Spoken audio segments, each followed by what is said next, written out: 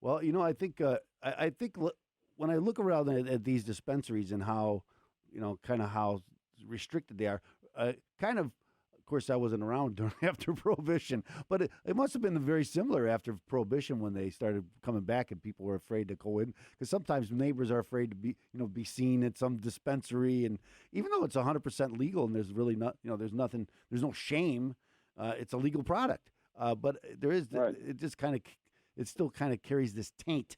Um, Well, it's been that has been the official policy in the United States government for the past 85 years, has been that smear campaign against like objective facts. I mean, we found out there was actually an endocannabinoid system in the early 90s in Israel because you couldn't do the science.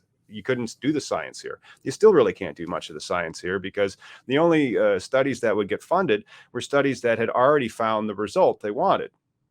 It's illegal, it's dangerous, it's harmful to your health. Those are the studies that got funded. Now in Israel, they would just fund science, and so that's why Israel is where THC was isolated, and then the endocannabinoid system was uh discovered in the early 90s. So Yeah. you're talking about the benefits of marijuana rather than just the recreational use. Is that right? Well, I don't necessarily want to call them benefits. I just want to call them facts. Like Hmm. this is how the plant works, and that's the science of it. And so, like the science of it is that it's substantially less harmful than alcohol. It's substantially less harmful than cigarettes, and it's poorly understood. And the reason why is because it's illegal, and if it's illegal, people don't really want to look into those things. And it was a fascinating history lesson that I took after I got out of law school, and I was researching the history and the how the laws came about and just how much lies there were in that, and then the perpetuation of those lies, and so it really gave me a lot of you know lack of respect for the rule of law. And that's terrible as a lawyer because like you're supposed to believe in America and the rule of law and all these things. But then when you look at the federal marijuana laws, especially over the past 85 years, you go, Yeah. boy, it's really hard to respect that.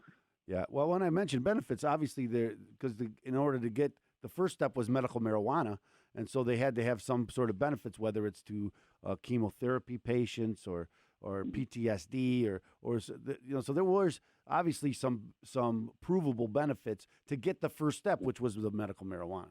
I don't think Yeah, we don't get to recreational you, without doing medical first, right? no, if we didn't have an endocannabinoid system, we wouldn't be here. And so we wouldn't be having this conversation. Like, we don't have an endo cocaine system. We don't have an endo heroin system. We have an endocannabinoid system. It was discovered in the early 90s. It's evidently one of the chief regulators of homeostasis. And it's one of it suggests, I'm not a doctor, but it suggests one of the reasons as to why this works is because certain maladies, maybe Crohn's disease or Hmm. cancer or glaucoma or other things, can be fixed if you have an adequate supply of cannabinoids in your system. Okay, well, tell me what that is because I don't know what that is, and I'm sure some of our listeners don't know what that is. Say it Uh, again. yeah, in an endocannabinoid system. And so your body produces cannabinoids to be able to regulate it Uh huh. itself. Well, Yeah. we're gonna do a Constitution segment next. We're gonna talk about some of these issues as it pertains to the Constitution, and we'll come back on the next. After that, we'll come back to this because it's a very interesting topic. We're talking with Attorney Thomas Howard, the cannabis lawyer, and we're gonna take a minute now. Remember, this show is sponsored by Open Tax Advocates,